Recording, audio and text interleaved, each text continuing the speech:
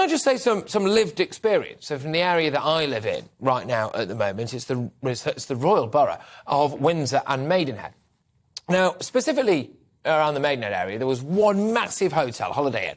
Quite a lot of business gets done in Maidenhead, quite a huge amount of business, actually. People stay there and they commute into London, they work around the local area, etc. Now, that entire Holiday Inn has been block booked and has been block booked for some time by the Home Office. What that meant was that staff at that Holiday Inn were told they no longer had a job.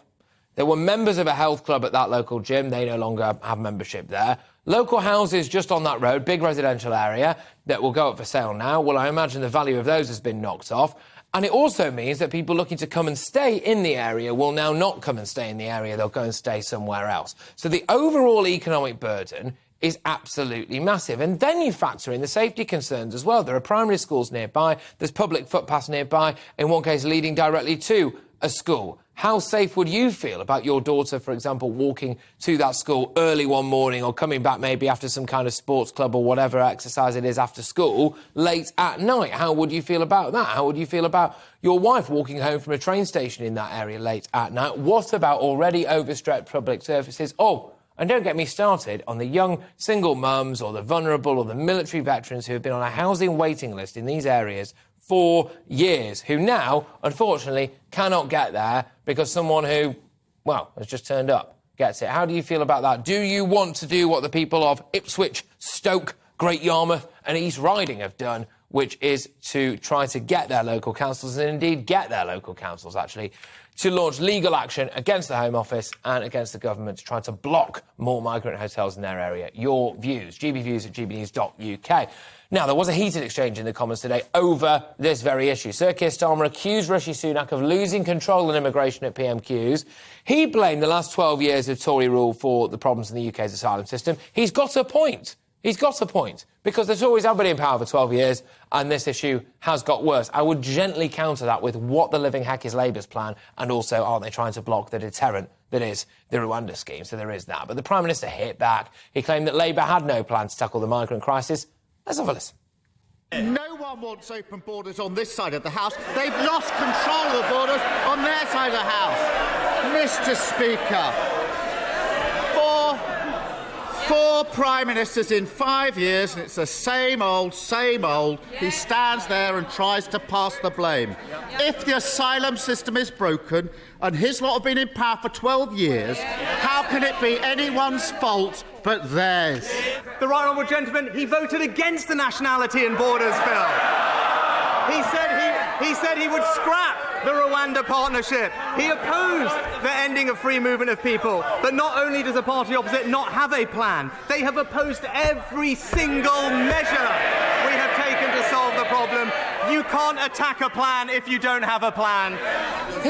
He says he's getting a grip, he's got a plan. So let's have a look at that plan. The Rwanda deal was launched in April. It cost the taxpayer £140 million and rising. The number of people deported to Rwanda is 0. Since then, 30,000 people have crossed the channel in small boats. It's not working, is it? He hasn't got a grip. Good grief. Right, OK, well, joining me now is GB News' political reporter, Olivia Utley. Olivia, thank you very much. Goodness me, it's gone dark quick out there. It was light the last time I spoke to you.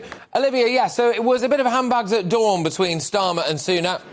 I've got to ask, what is Keir Starmer's plan? Because in some of those clips there, he said, Rishi Sunak needs to stop these small boats.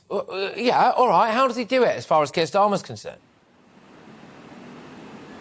Yeah, so Keir Starmer's plan, as far as we can tell, is to work more closely with the French and to reach some sort of agreement with the French so that those small boats that are arriving on British shores can be sent back to France, which under international treaty should be possible because France is a safe country and they could be seeking refuge there. The problem is that successive Home Secretaries have tried to reach some sort of agreement with the French, and as yet that's proved pretty much impossible. There's very little incentive for French politicians to bear the brunt of the migrant crisis and take that problem out of Britain's hands.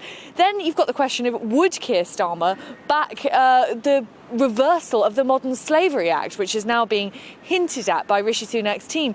That Modern Slavery Act was the crowning jewel of Theresa May's premiership, at least as far as she was concerned, and was backed very enthusiastically by members on all sides of the House. It's since turned into a loophole, and as some have said, the weakest point in our immigration system, because there are thousands of Albanians claiming to be victims of modern slavery in order, it seems, to get refuge here, because otherwise it's very unlikely that they would, given that Albania is not a war-torn country and in fact is looking at EU membership. So Keir Starmer, is he going to, if he puts his money where his mouth is, surely he would back the reversal of those Modern Slavery Act. But lots of his MPs were very supportive of it, so that's not clear at all. And otherwise, his plan is to work more closely with the French, which is all very well in theory, but in practice it's not entirely clear that that would follow through.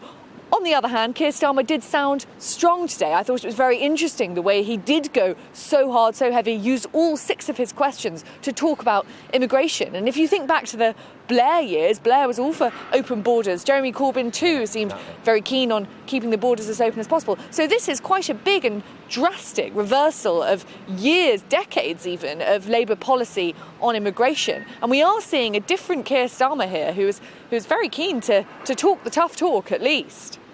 Yeah, indeed, Olivia, thank you very much. Olivia Utley there, reporting from Westminster. Fascinating stuff. She raises a series of very, very good points. Keir Starmer, as far as I can tell, is on an incredibly sticky wicket when it comes to immigration. Tony Blair, of course, kick-started this whole mess that we find ourselves in now. Then Jeremy Corbyn, who Keir Starmer wanted to get elected and stood next to rather a lot as well, was pretty much a fan of total open borders. And now Keir Starmer is trying to position himself as being strong on immigration, despite not really having a policy and trying to block the Rwanda deal. So there we go.